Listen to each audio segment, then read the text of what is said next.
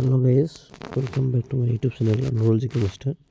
Anurul GK Master অন্য একটি video লৈ আপোনালোকক সকলোকে স্বাগতম জনাইছোঁ।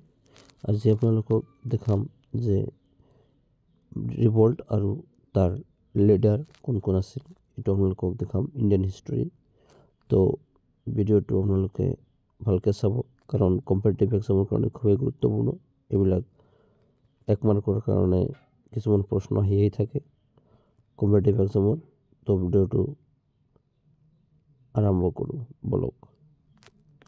Places of revolt, Indian leaders, British officials who suppressed the revolt. Delhi, Bahadur Shah II, Indian leaders আৰু সাপ্ৰেছ কোনে কৰিছিলে জন নিকলসন। লক্ষ্ণৌ, বেগম হজৰত মহল, হেনৰি লৰেন্সে এইটো সাপ্ৰেছ কৰিছিল। কানপুৰ, নানা চাহেব আছিল লিডাৰ আৰু এইটো কোনে সাপ্ৰেছ কৰিছিল ছাৰ কলিন কেম্বেল। তাৰপিছত আছিল Jhansi of Gwalior, Lakshmi Bai and Tantia Tope, general Hugh ৰছে এইটো সাপ্ৰেছ কৰিছিল।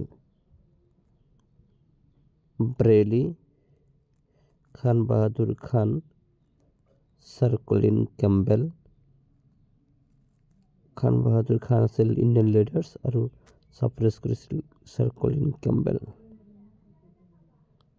এলাহাবাদ এণ্ড বানাৰস, মলবি লিয়াকত আলী।